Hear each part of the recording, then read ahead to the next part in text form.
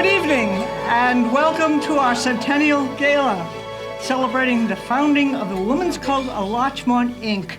in 1925. My name is Ann McAndrews, and it's an honor to be serving as president of this fine organization, but I really have to tell you, I always wondered why the emphasis on the Inc. The Women Club of Larchmont, Incorporated. Why bother? Well, I just discovered that women could not incorporate in New York State until the late 1890s. So when they put together their group, they weren't going to depend on any benefactor, they weren't any society for the avocation of goodness. By gosh, they were going to incorporate themselves, and did they ever. That group had just received the right to vote, just a few years before. But not, this is something else I found out, but not the right to serve on a jury until the late 1930s. It was the 1940s in Massachusetts, believe it or not, for the right, and now we consider it a duty when we get those notices. Oh gosh. So by golly, they incorporated. For our 75th anniversary in 2000, a fabulous history was compiled. We're scanning it to be added to our website. To local history buffs, this is an absolute gem. So we decided to compile the club's history of the last 25 years. And I've been given an assignment. I am to write an essay on the future. Okie dokie. The past is easier, like this. When this club was established, women's lives were constrained. We often joke about how women were known by their husbands' names, right? Yeah. This practice only ended in 2000 in this club. But,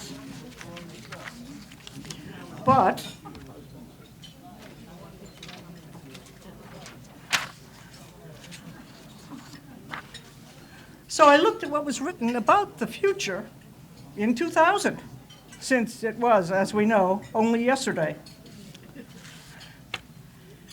And here's what was written. While we are reaching out to different challenges, we have an additional goal: to care more for those around us, to make the new neighbor and the newcomer in our town feel welcome, to do errands for our neighbor who is disabled, to take a club member who doesn't drive to a meeting or special happening in Larchmont, to take books to a friend recovering from surgery, to take a newcomer to a town meeting. I don't know about that. To entertain a young mother's toddlers for a few hours. Caring continues to be women's most rewarding work. Well, doesn't that sound like At Home on the Sound? So here is my point. Our membership is active in many other organizations. Some of us have known each other since PTA. So what keeps us, a group of retired ladies, together, and how does this club survive? So I propose we get one of those fancy strategic plans. Since we can't tell the future, we can at least plan for it. And as you know, these strategic plans always feature demographics. And boy, do we have demographics. Another feature of strategic plans I've noticed is available housing supply. Well, thank goodness we have several apartment buildings built around the time of the founding of our club, which allow many of our members to stay in our community. A lot of those plans speak about strategic alliances. We will plan to explore these, especially with STEM and the vision testing of the Lions Club, among others. Now, you are all going to be part of our strategic plan because we have your email addresses. Suggestions and opportunities are welcome. We will continue our missions of fellowship, philanthropy, and service. with your help. But it could be that the reason this club keeps going may be that we simply enjoy each other's company. Thank you.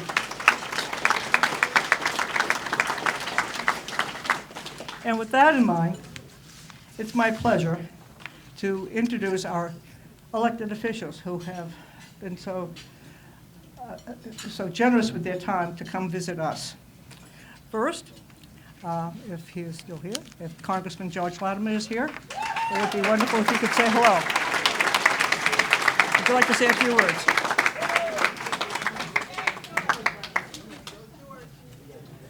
Thank you very much, Ann. Fresh off the train, the Amtrak train, this is my traveling clothes, so that's my excuse for tonight, looking shabby. But it is a great opportunity to be here to greet you on your 100th birthday. You look pretty good for 100 as far as I can see in the room. And I knew I wouldn't be here for the 200th, so I thought it'd be a good idea to come for the 100th.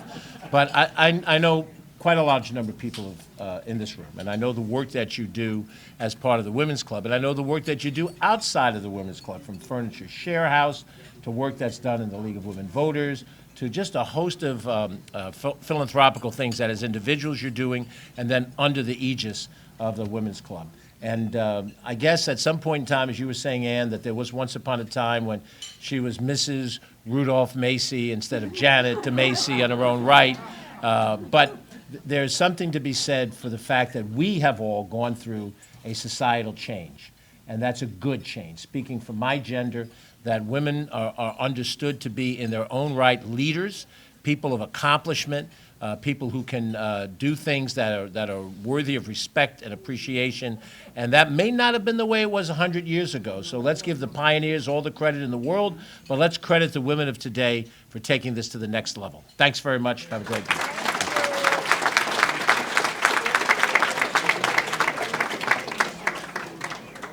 I should tell you that this evening I brought my copy of the Constitution of the United States from law school.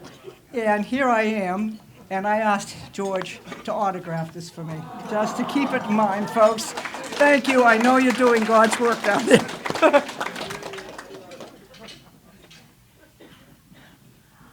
Steve Otis very kindly has been in touch with us several times because he wanted to attend, but he's got like 3 other occasions, plus something called the state budget going on right now.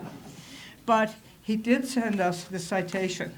The Women's Club of Larchmont, on the occasion of its 100th anniversary of providing fellowship, service, and philanthropy, and inspiring and exemplifying the very best in our community, from its support of the early Larchmont Library and the Flint Park Day Camp, its women's exchange during the Depression, its Red Cross and War Bond drives of the 40s, to today's food pantry drives, the Women's Club of Larchmont has shown its readiness to serve the community. Thank you to all its members for making a difference in the lives of so many. Congratulations, Steve Otis, Assemblyman, 91st District. Thank you very much.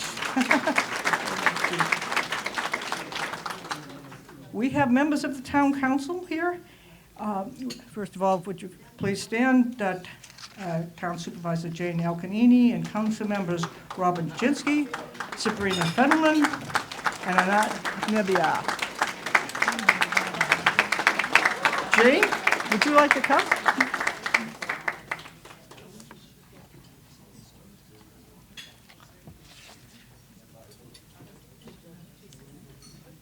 Thank you. You have to speak kind of in there.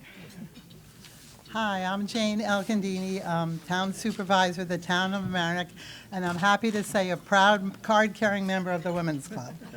So I want to thank you for all you do in this wonderful organization.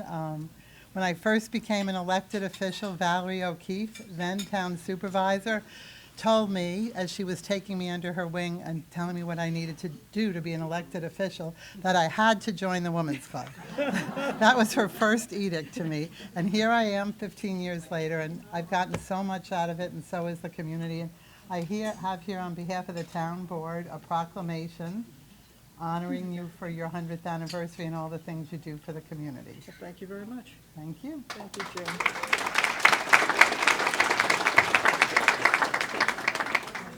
We also have joining us Town Clerk Allison Mays. And we're blessed to have our two town justices, Jean Marie Brescia and Ron Meinster, who is here. Thank you. You all do wonderful work. Thank you very much. From the village of Larchmont, I have to tell you that I did inquire of our justice, whose name, help me out, I'm blanking, whose daughter is getting married.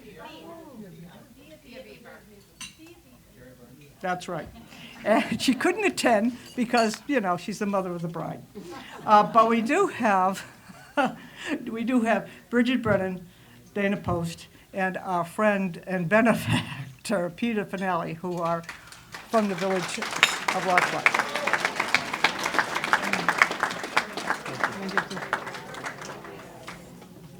Just a quick note from the trustees of the village of Larchmont. Come on up, ladies.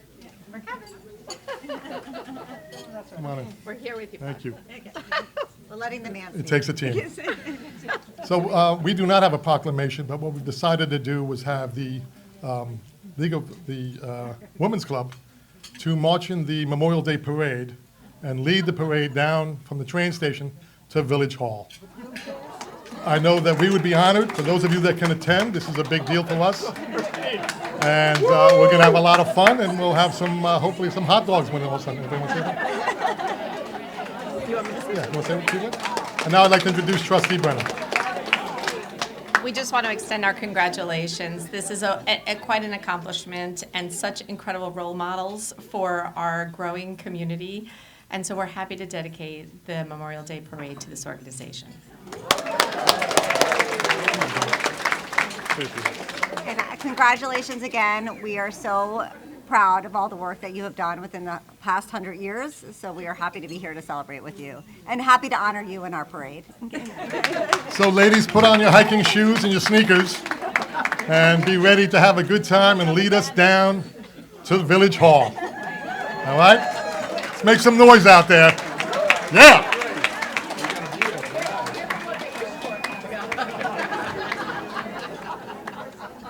Thank you, Peter. Just don't have the fire engine right behind us turn on the side. I couldn't hear for 3 days.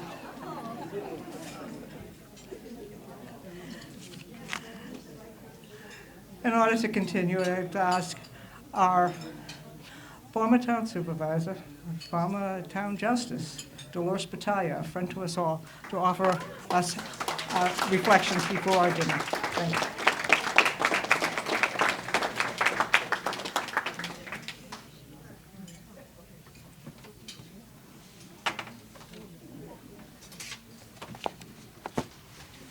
Good evening again, everyone.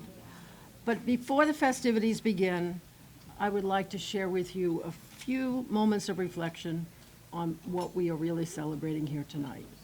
But first, please join me in a moment of silence in honor and memory of all the women whose leadership and stewardship over the past 100 years has gathered us here this evening to celebrate. 100 years of philanthropy, fellowship, and service. Fellowship, a sense of shared connection, belonging to a community of mutual interest and belief. Fellowship is a shared sense of purpose and values. The value of service. We serve our houses of worship, other charities, our community, on boards and commissions, as elected officials. We have a commitment to serve the underserved. Philanthropy is our purpose. At every meeting and every event we host, we raise funds to contribute to another organization or charity. Our funds are dedicated to providing some comfort and dignity to those in need, to those who are sometimes overlooked, like incarcerated women. Fellowship, service, and philanthropy are gifts that bring joy to our lives, and for that we are grateful. But it is better to give than to receive, and to that we say, Amen. Let the festivities begin.